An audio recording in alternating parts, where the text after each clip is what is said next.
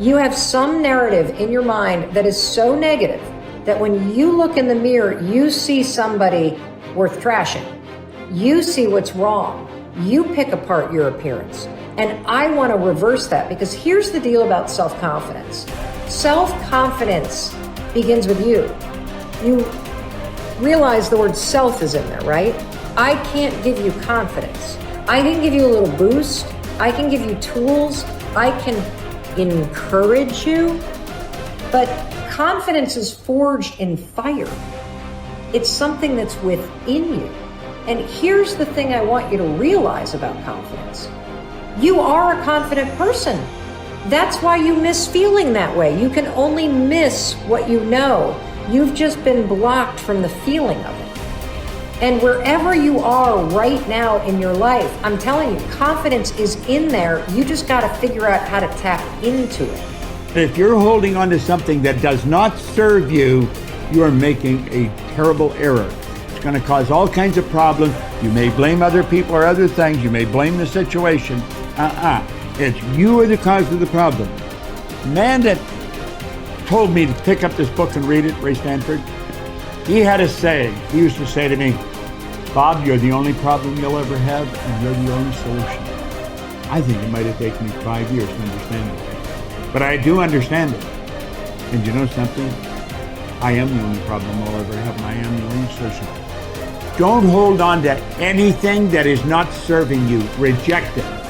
You know the beautiful part about having an inductive reasoning factor? That's the part that chooses thoughts. You can accept or reject. The beautiful part of your mind, you can accept or reject anything that comes into your world. Accept or reject it. It's a choice. Don't hold on to anything that is not serving you. If we play the victim role, then we are using our personal power to be helpless. If we decide to accept responsibility, then we don't waste time blaming somebody or something out there.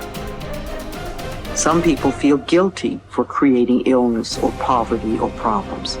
They choose to interpret responsibility as guilt. And some members of the media like to refer to it as New Age guilt. These people often feel guilty because they believe that they have failed in some way. However, they usually accept everything as a guilt trip in one way or another, because it's another way to make themselves wrong. And that is not what I'm talking about. If we can use our problems and illnesses as opportunities to think about how we can change our lives, we have power. Here's something I want you to keep in mind. Life is a fight for territory. And once you stop fighting for what you want, what you don't want will automatically take over. In the past, if you look at it, people have perceived themselves as victims of everything around them, victims of circumstances. And then we go, oh, I'm sorry, life did not give me those wonderful things that other people have. And the simple reality is, no, if you have an issue, it's not the outside. This is what we've always, universe, give me something. We now know that our issues are internal. It's our own subconscious beliefs that we've been programmed with of disempowerment. Like when a child is growing up and getting its programs, think of what things parents say. Oh, you don't deserve this. Who do you think you are? I mean, the parents didn't mean that for your whole life. They were trying to, goad you, needle you to make a change. So they would say these things. 95% of our life comes from those programs. So if you have disempowering beliefs about who you think you are, because you got them from other people, that's how you know who you are. These disempowering beliefs play 95% of the day in an average person's life. So I say, my wishes and desires, I want success, I want great relationships, I want all these wonderful things, I want health. I go, that's conscious mind, because conscious mind's creative. But as science reveals, only 5% of the day are we operating from our own personal wishes and desires. 95% of the day we operate from the programs that we got in the first 7 years. And if those programs, which psychologists have told us 70% are negative and disempowering and self-sabotaging, I say, good, apply these 95% of the day in your life. And you realize why your life is a struggle. It's not a struggle because the universe is not providing. It's a struggle because your own consciousness is not accepting. And this is where we have to change. And so getting control of your mind, taking charge of your consciousness is a way of overcoming those limitations. There are many different ways to take this control back in your life. And one of them is the ability to, like in yoga, for example, to be the master of your mind and not let it run the monkey mind. Let it run. No, I want this. Don't let this other one go. And so overcoming the old self allows us to become somebody else. And there is that period of transition. I call it the void, where there's just not a lot happening. And you just got to be able to keep going and continuously get to the end of your belief, where most people stop. I just had a fabulous conversation with someone this weekend. Broke through to the other side, and now there's so much magic happening around this person.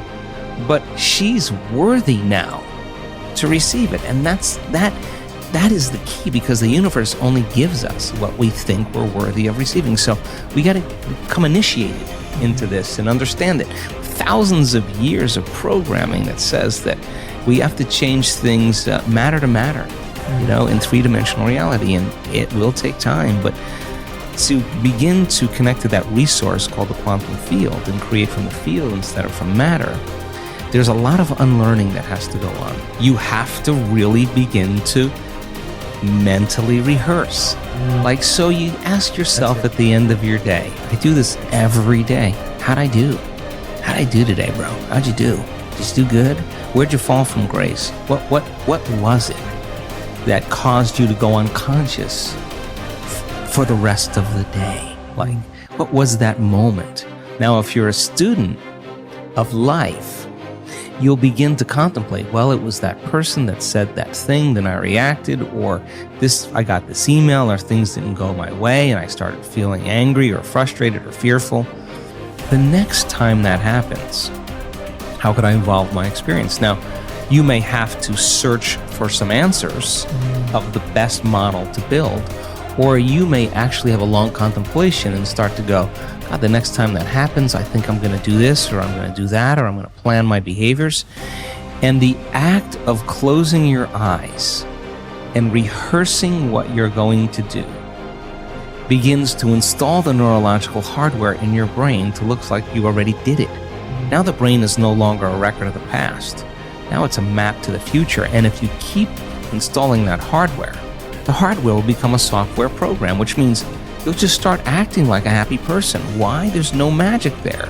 You installed the circuitry. So that's more important than the news. Right. It's more important than answering any email or any text. It's more important than talking about your past. If you want to enjoy self-confidence on the outside, you must practice complete integrity on the inside.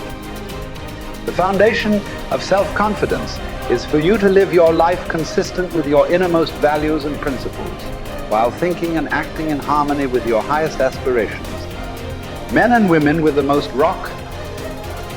solid self-confidence are those who are absolutely clear about what it is they believe to be right and good and worthwhile, and who live their lives consistent with these values. Everything they do or say is an expression of their innermost convictions. Your whole world can fall down around you, but as long as you know that you are doing the right thing, you will have a deep inner sense of calm that will manifest itself in an attitude of confidence and self. In an attitude of confidence and self-assurance in any situation. You will have many ups and downs in life. But what is most important is that you remain true to yourself. Your true values are only expressed in your actions, in what you do. You can tell what you truly believe by observing what you do in any situation in which you have to make a choice, especially when you are under stress and pulled in two directions at once, with opposing demands or responsibilities. This is when your true values are revealed. The action that you take in any given situation will tell you which of your values is uppermost or whether you have any values at all. It is not what you say, hope, wish, or intend, but only what you do that counts. Your choices of the actions you take tell you unerringly who you really are. You can develop within yourself a superb set of values by acting as though you already had those values. You can develop integrity and courage and compassion and confidence by behaving as though you already had these qualities. The more you act the part, especially when you demonstrate these qualities under stress or when you feel like doing or saying something else, the more rapidly these qualities become a permanent part of your mental makeup. The more you practice good values, the more rapidly you become a truly superior person.